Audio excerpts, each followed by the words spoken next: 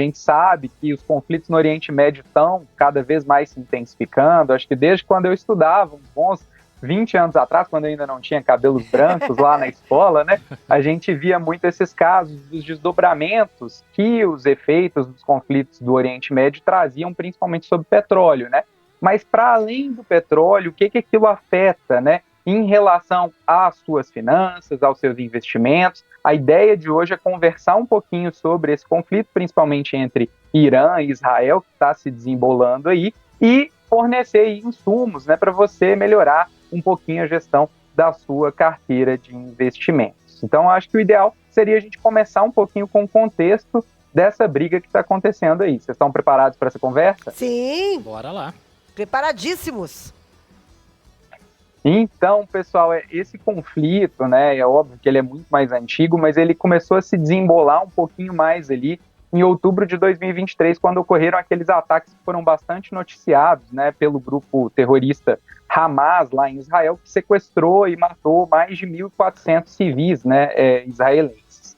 E aí, né, o país, Israel, acabou se organizando rapidamente para montar uma contraofensiva contra o grupo terrorista, principalmente ali na faixa de Gaza, e alegando, né, que o objetivo dessa ação era destruir o grupo Hamas e também, né, recuperar os mais de 200 reféns que estavam ali dentro do poderio do grupo palestino, né? E óbvio, né, gente, que assim, é uma situação que eu não quero entrar na geopolítica em si, dizer quem está certo, quem está errado, mas isso afeta o nosso bolso, então é interessante a gente entender como que esse conflito está se desenrolando para ver como que isso pode afetar as nossas finanças, tá? Então, o que acontece? Por que o Irã tem a ver com isso? Porque, a princípio, isso parecia ser uma briga entre Israel e o Estado, ou aquilo que se pretende ser, né, o Estado palestino, e principalmente dentro do grupo terrorista ali, que era o Hamas, né? A grande questão é que o Irã patrocina, né, o grupo Hamas, e ao mesmo tempo ele também, de certa forma, ele critica a ofensiva de Israel sobre a faixa de Gaza. E aí, Israel tomou uma atitude bastante contraditória em alguma medida, né, que foi de ter atacado, né, num movimento muito arriscado, a embaixada de Irã em Damasco, que é em outro país, né, Damasco é na Síria. E olha que interessante, esse ataque de Israel acabou matando comandantes da Guarda Revolucionária iraniana, né, incluindo um comandante sênior dessa guarda. E quando você ataca uma embaixada, digamos assim, de um outro país, mesmo que não seja no território daquele país, isso pode ser entendido como um ataque direto, né, ao território daquele país, o que deu, de certa forma, uma posição, né, para o Irã responder àquele ataque. Então, houve aí diversas discussões, diversos debates, inclusive, né, dentro da ONU sobre qual seria a possível represália, né, do Irã quanto a isso. E uma coisa que agrega uma complicação nesse fato é que o Ayatollah Ali Khamenei, né, está com mais de 80, eu acho que 84 anos, e ele está no momento que ele pretende passar o poder para o filho dele.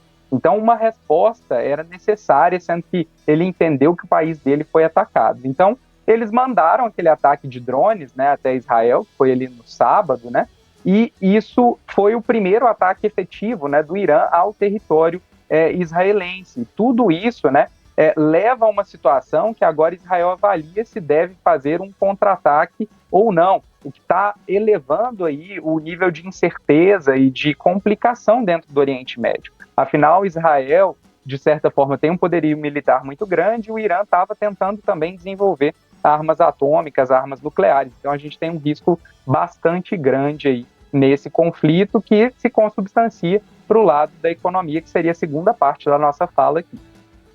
Sim, com certeza. A economia sempre é prejudicada, né? Sim, com certeza. Ainda mais o mundo, quanto mais globalizado. Exatamente, gente. Esse impacto ele começa pelo petróleo, afinal o Irã é um dos 5 maiores produtores de petróleo do mundo e é muito alinhado aos países da OPEP, que controlam grande parte da produção do petróleo mundial. Então, toda vez que esse tipo de conflito acontece, existem 2 sistemas, né? Um é porque eu posso ter uma redução da oferta de petróleo no mundo por conta de uma represália da OPEP a esse tipo de ataque, a essa situação.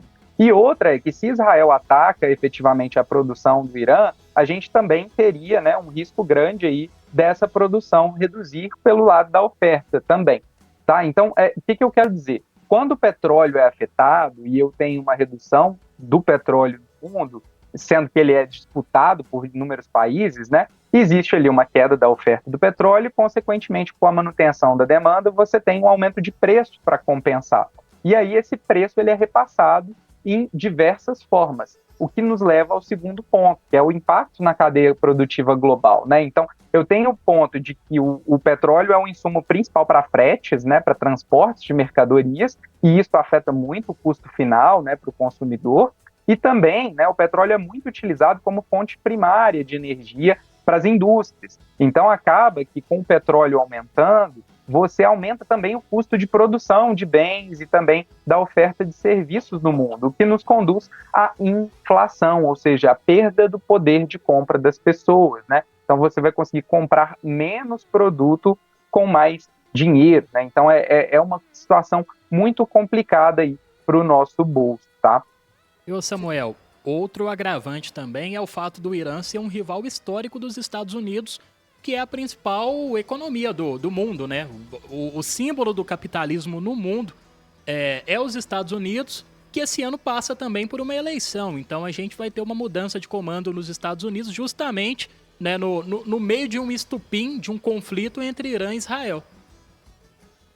Matheus, você fez uma excelente comunicação aqui com a minha fala, porque eu ia puxar o próximo ponto, que era exatamente esse, a economia americana, né? Sim. Os Estados Unidos estavam procurando, de certa forma, ali algum pretexto e tal para fazer uma ação no Irã. É possível que esse seja um bom pretexto, digamos assim, para que isso aconteça e até, de certa forma, o Ayatollah venha a cair caso, né, uma ação contundente aí, do Ocidente seja feita sobre o Irã. Então, enfim, até antes, né, possivelmente, do Irã conseguir construir algumas ogivas nucleares reais, a gente não sabe se já tem ou se não tem, mas, de certa forma, isso impacta muito a economia global.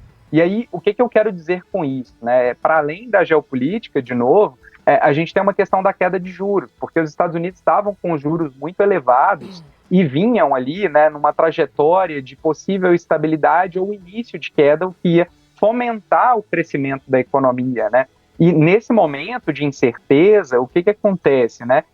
É bem possível que os bancos centrais, dentro desse cenário, comecem a rever aquela trajetória, aquela ideia, né, de queda das taxas de juros para fomentar a economia e talvez revertam esse movimento para um movimento de estabilização para alta. E isso é muito ruim, porque se houver uma escalada, né, nesse limite aí, do conflito, a gente tem um impacto grande sobre juros e o que afeta o nosso último item aqui, que é a questão tanto, né, do dólar, quanto também a questão, né, da possibilidade de crescimento das empresas. Então, o que eu quero dizer? O dólar aqui nesse momento, ele tende a aumentar muito de preço, e a gente já viu isso acontecendo hoje, inclusive, né? Nesses momentos de incerteza, as pessoas tendem a tirar dinheiro de economias que a gente chama que são economias emergentes, né, como o caso do Brasil, e voltar com o dinheiro para o dinheiro ser depositado nos Estados Unidos, ainda mais se esses juros tenderem a ficar altos por mais tempo.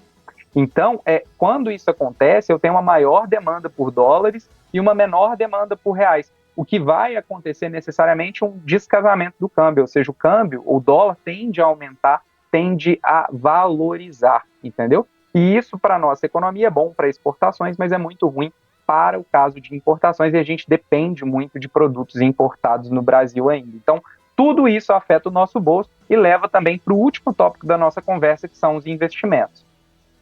Boa. Sim. Então, olha só, em relação aos investimentos, eu acho que é importante a gente entender como esse cenário, né, que essa investida do Irã e essa possível, digamos assim, esse possível retorno, né, de Israel sobre esse ataque, ele tem efeitos, então, né, de, no curto prazo, provocar uma alta do petróleo, de valorizar o dólar e também, né, de cortar ou de diminuir a velocidade de redução dos juros ou até uma possibilidade de aumento dos juros nos próximos períodos. Então, nesse sentido, a gente tem um cenário que é um pouco mais favorável para uma renda fixa pós-fixada, tipo um Tesouro Selic, em que você faz o seu investimento principalmente ali para a sua reserva de emergência. Então, ali é uma forma de você se proteger um pouquinho desse tipo de movimento, ou se aproveitar um pouquinho desse movimento de maiores taxas de juros. Em compensação, de produtos pré-fixados ou títulos pré-fixados, que você trava a taxa de juros e só vai receber ao longo do tempo, ou lá no final do prazo, né? O que acontece? Esses títulos tendem a perder valor no curto prazo. Então, existe um risco grande de se comprar esse tipo de título nesse momento. Em relação à renda variável, a gente tem um cenário pior para a renda variável agora, porque a renda variável ela depende muito da taxa de juros por conta do valuation, né, do cálculo do valor das empresas. Então, quando a taxa de juros tende a aumentar, a subir, ou você tem uma expectativa, né, de aumento da taxa de juros, eu tenho ali uma depreciação, uma perda de valor de renda variável, com exceção provavelmente para empresas ali que são produtoras de commodities ou exportadoras, petróleo, enfim, né, ou as grandes agros, né, que têm ali um potencial por conta da diferença do dólar de ganhar um pouquinho mais de recurso. Então, a renda variável tem um cenário mais desfavorável. E, por fim, criptoativos, né, gente? Criptomoedas passaram por uma considerável valorização nesses últimos 12 meses, tinham uma perspectiva boa ainda daqui para frente, e agora, nessa medida de aumento ou possibilidade de estabilidade das taxas de juros, eu tenho uma competição entre esse tipo de ativo e a renda fixa, e aí acaba por diminuir esse movimento de alta ou até de gerar queda aí nos criptoativos nesse momento. Então, assim, é claro que o mundo é muito mais complexo do que isso que eu estou apresentando, isso não são recomendações de investimento. O que eu queria trazer para a gente hoje era um cenário macroeconômico, primeiro, para você não perder dinheiro, e segundo, para você se posicionar para ganhar dinheiro nesse movimento, caso ele, de certa forma, se evolua, né, para um conflito real. Vamos torcer para não evoluir, né, Samuca, de todas as formas.